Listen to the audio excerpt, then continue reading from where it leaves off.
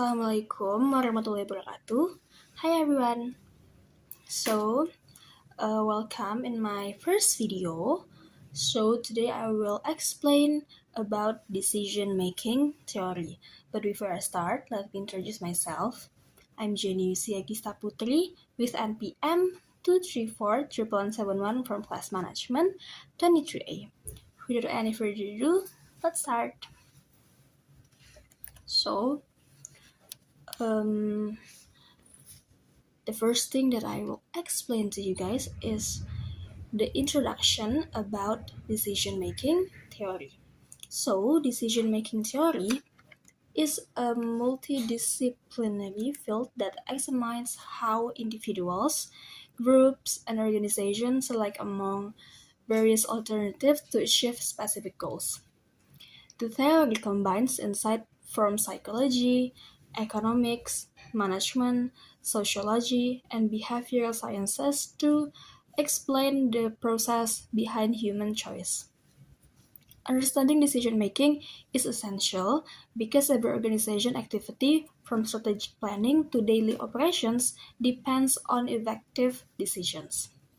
By studying decision-making theories, managers and leaders can improve the quality of their judgment, minimize errors, and increase organizational effectiveness in an increasingly complex business environment.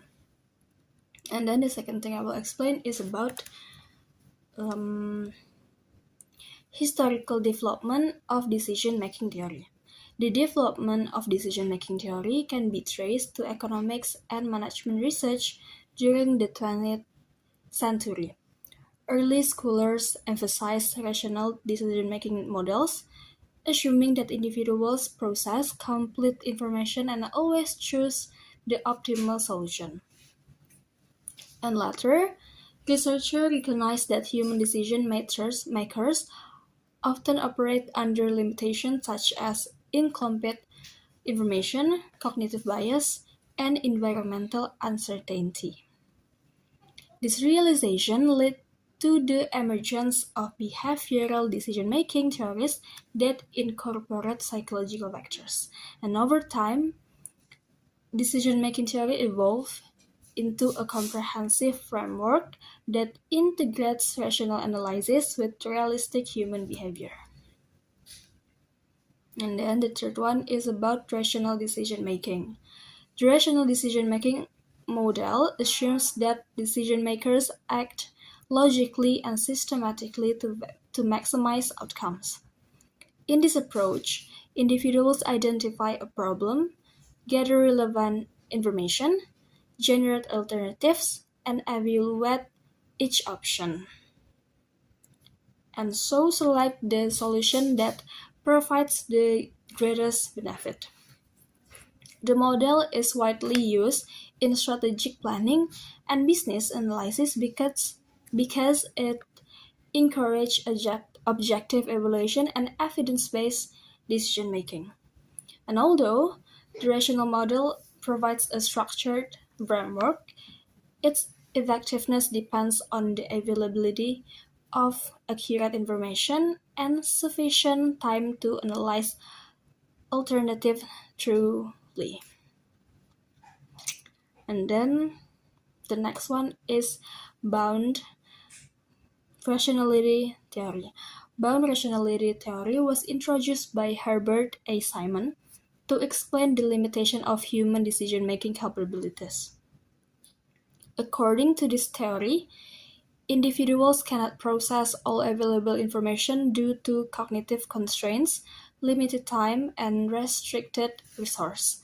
And as the result, decision makers often seek satisfactory solutions rather than optimal ones, a process known as satisficing.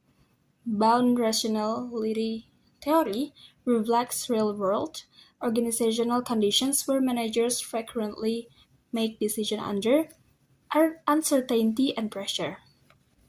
And the theory highlights the importance of simplifying complex problems and using practical judgments when perfect solutions are unattainable.